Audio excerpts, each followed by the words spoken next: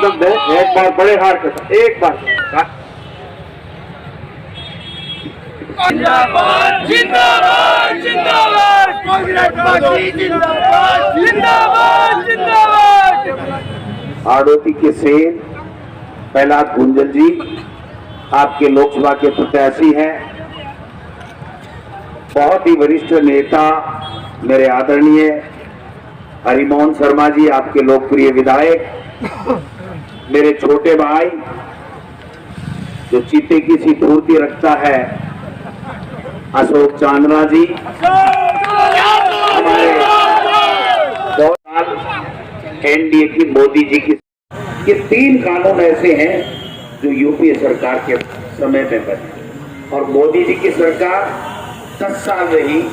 3 महत्वपूर्ण बात बताना चाहता हूं कि मोदी जी ने सबसे पहले तो किसान की जो भूमि अधिग्रहण कानून था उसको परिवर्तन करने की मंशा षड्यंत्र रचा, क्योंकि पूंजीपति अपने मित्रों को किसान की जमीन देने की उनकी मंशा थी। किसान खड़ा हुआ, कांग्रेस पार्टी के हमारे नेता राहुल गांधी जी और तमाम कांग्रेस पार्टी के आप सब लोग कार्यकर्ता खड़े हुए और वो कानून संशोधित नहीं होने दिया। उसके बाद में देश के प्रधानमंत्री जी ने और केंद्र की एनडीए सरकार ने, आपने देखा होगा, नोटबंदी की और नोटबंदी में सबको लाइन में लगाने का काम किया।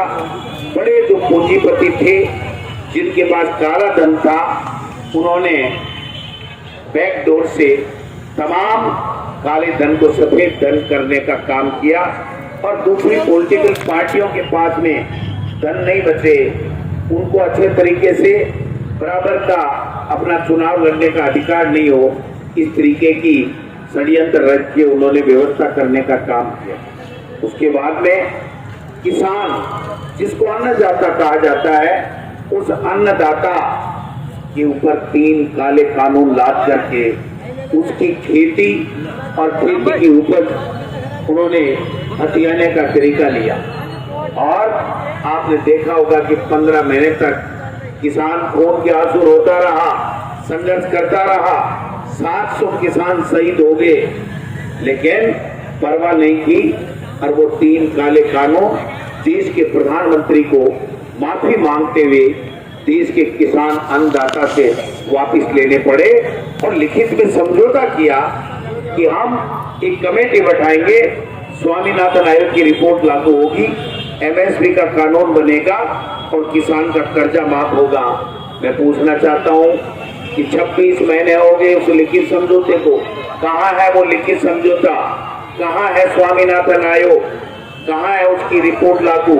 कहां है नेशनलाइज बैंकों का और कोऑपरेटिव बैंकों का कर्जा माफ? राजस्थान में तो हमारी कांग्रेस की सरकार ने आपके आशीर्वाद से 16,000 करोड़ के कर्जे माफ कर दिए, लेकिन पूरे देश का किसान पूछ रहा है कि मोदी जी, आज जब उत्तर प्रदेश में इससे पहले वाले समय में जब चुनाव लड़ते हो तो कहते हो उत्तर प्रदेश में हमारी बीजेपी की सरकार बना दो, हम आपका किसान का कर्जा माफ कर देंगे, लेकिन उसके बेटे ने गाड़ी चढ़ा करके उनकी हत्या करने का काम कर दिया। एक वो लेकर के आए जीएसटी। आप बताइए, मेरे छोटे भाई, मेरे व्यापारी भाई बैठे हैं, आप बता दीजिए क्या जीएसटी से आपको कोई फायदा हुआ? किसी को कोई लाभ मिला? किसी का कर्जा माफ हुआ? किसी को कोई इस 10 साल में ऐसा कोई लाभ मिला हो तो बताओ। जनधन खाते ऐसे खोलेंगे कि पता नहीं वो 15-15 लाख आएंगे, लोग लाइन में लग के फोटोकॉपियां कराते रहे, खाते खुलवाते रहे, वो खाते सारे बंद हो गए, या काला धन जिन बड़े लोगों के पास में है उनको सफेद करने के लिए उन खातों का दुरुपयोग किया जा रहा है।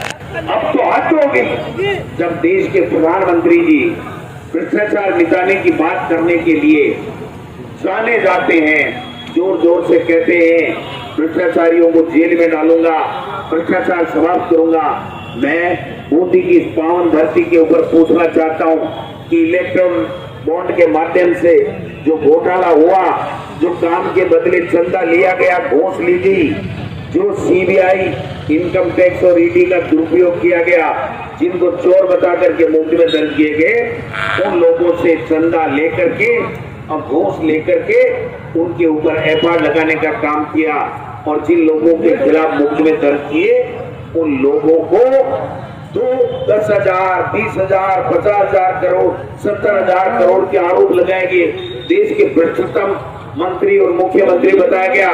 उन सब लोगों को भारतीय जनता पार्टी में ले जा करके उन्होंने किस प्रकार से, चाहे अजीत पवार हो, चाहे आसाम का मुख्यमंत्री हो, चाहे एमपी हो, एमएलए हो, तमाम वो लोग जो भ्रष्टाचार की बात करते थे, जिनके ऊपर बीजेपी के लोग आरोप लगाते थे, उन सबको या तो वो बीजेपी में ले गए, और या फिर अगर वो बीजेपी में नहीं गया तो उनको जेल के सलाखों में। मैं पूछना चाहता हूँ, क्या इस देश के अंदर 6500 के लगभग ईडी के मुकदमे हैं? क्या अरविंद केजरीवाल के ऊपर और हेमंत सोरेन के खिलाफ जिस तरीके के मामले इन्होंने बनाए हैं, क्या वैसे मामले देश के किसी जनप्रतिनिधि, देश के किसी व्यक्ति के खिलाफ नहीं है? क्या भारतीय जनता पार्टी में ऐसे लोग नहीं बैठे?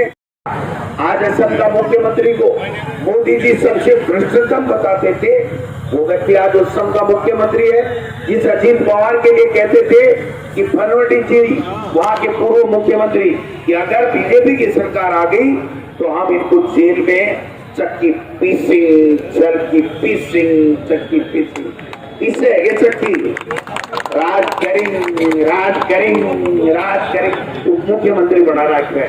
तो भाई लोगों, इनका मुखौटा अलग है, अंदर से अलग है, कथनी और करनी अलग है। और यहाँ तो हत्ती हो गई।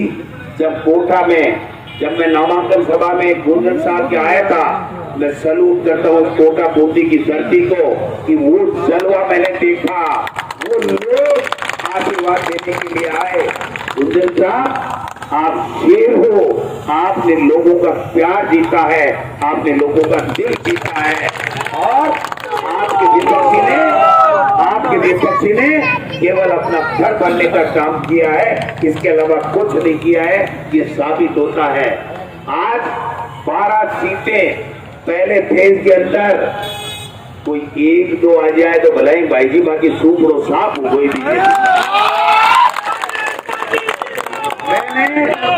मैंने कल मेरे पत्रकार भाई बैठे, व्यापारी बंधु भी बैठे, किसान भाई भी बैठे, सारे बुद्धिजीवी बैठे, नेता भी बैठे। मैंने कल ट्वीट किया सबसे पहले 7 बजे, 6-6:30 बजे आंकड़े आए, 7 बजे मैंने ट्वीट किया कि जो कम मतदान हुआ है, इससे मोदी जी की गारंटी और डबल इंजन की सरकार फैल हुई है। लोगों का विश्वास डबल इंजन की सरकार पे नहीं है, इसलिए मत प्रतिशत कम हुआ। और हमारे जो कांग्रेस पृष्ठभूमि के लोग थे, गरीब थे, पिछड़े थे, दलित थे, माइनॉरिटी थे, छोटे व्यापारी थे, सुरंग थे, 36 कौम के वो लोग जो देश से प्यार करते हैं, संविधान से प्यार करते हैं, उन्होंने कांग्रेस को वोट दिया। और आपके बीजेपी के लोग इसलिए नहीं आए, ये तो मोदी का राज हो गया, बीजेपी रही नहीं, बीजेपी कहा रही है, ये तो मोदी मोदी कर रहे हैं। और जिस दिन ईश्वर ना करे मोदी जी के कुछ हो गया, तो उसके बाद में तो ये मिलेंगे ही नहीं भाई साहब, ये तो पता ही नहीं चलेगा। इस बीजेपी को 100 हाथ खड्डा खोदोगे तो भी बीजेपी नहीं मिलेगी। के लोग भी दुखी हैं, वो ये कह रहे हैं ये मोदी क्या आया, इसने तो हमारी बीजेपी को ही खत्म कर दिया, बीजेपी का कोई नाम लेने वाला नहीं। हर जगह देखो, एक गाड़ी में हर जगह लिखवा दिया, इसमें मोदी का परिवार बैठा, इसमें मोदी का परिवार बैठा। अरे परिवार है कहाँ बाबा जी, बताओ तो सही, कहाँ पे है? इस देश को अगर मोदी जी आप परिवार मानते, तो जब कोरोना काल था तो वैक्सीन के लिए जनता से पैसे नहीं मांगते, और वैक्सीन बनाने वाले के यहाँ फोटो खिंचवा करके इस गरीबों के वैक्सीन जो लगा रहे थे, उनसे आप भ्रष्टाचार का चंदा नहीं लेते। 55 करोड़ रुपए ले लिए भाई साहब। और क्या उस टाइम ड्रामा किया था कि स्वदेशी टीका कांग्रेस तो बाहर से मंगाती थी, विदेशी कंपनियों को जो टीकाकरण के लिए टीके बनवाती थी, हमने हमारे देश में निर्मित टीका भारत में पहली बार लग रहा है। वो टीका पहली बार नहीं लग रहा था, वो घूसखोरी 55 करोड़ की पहली बार हो रही थी। ये मैं निवेदन करना चाहता हूँ। मैं ज्यादा नहीं लंबा चौड़ा कहना चाहता।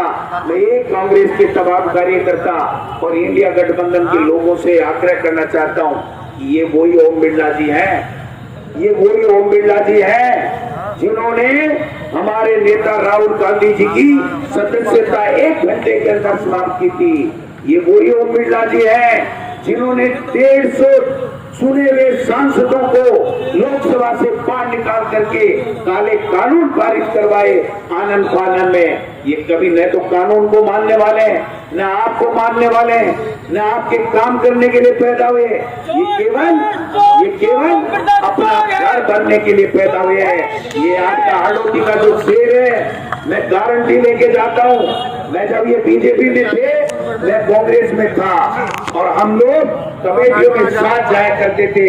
मैंने देखा है इस व्यक्ति को, इसके खून में, इसके रग रग में ईमानदारी है, आपकी स्वामी भक्ति है, आपकी सेवा का संकल्प है। इसलिए मैं आपसे निवेदन करना चाहता हूँ कि 26 तारीख को भाई साहब पहले फेज में 12 का 12 मोरिया बोलबाला है। आप आज 26 तारीख को मैं आपसे करना चाहता हूँ। तो मैंने जितनी बातें की है, अगर एक भी गलत हो तो मेरे नंबर पे टेलीफोन करके बता देना कि गोविंद डोटासरा जी बूंदी के बाजार में खड़े होकर के आपने चौराहे पे क्या कहा था। मैं कहना चाहता हूँ ये सच्चा सेवक है आपका, ये शेर है, ये किसी से डरता नहीं है।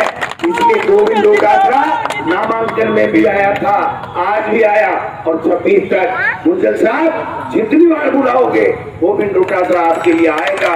क्योंकि आपके मन में हमेशा लोगों की सेवा करना, उनका प्यार जीतना मैंने देखा है कि नाम ले लेके आजा रतन, आजा प्रहलाद, आजा जगन, ये जो कहना और इस प्रकार से लोगों का प्यार जीतना, अपना आप को परिवार मानना। आज पवित्र करके गए न कोटा को, उसको पवित्र करने का समय आया है।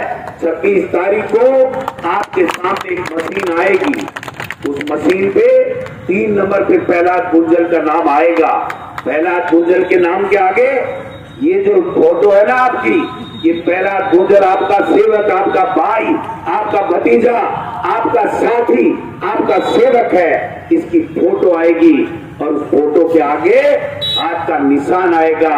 हाथ के निशान के आगे भाइयों एक नीला बटन आएगा, नीला बटन। ध्यान रखना, वो काम की चीज है, बहुत काम की चीज है। उससे देश की दिशा और दशा का फैसला होना है। उस नीले बटन को इतने जोर से दबाना, उस नीले बटन को बूंदी वालों, बूंदी के लोगों, हाथ जोड़ के निवेदन कर रहा हूँ, उस नीले बटन को इतने जोर से दबाना कि कोटा बूंदी का सांसद चू के साथ में पहला गुंजल निकले और ओम बिरला जी का मोदिया बोले।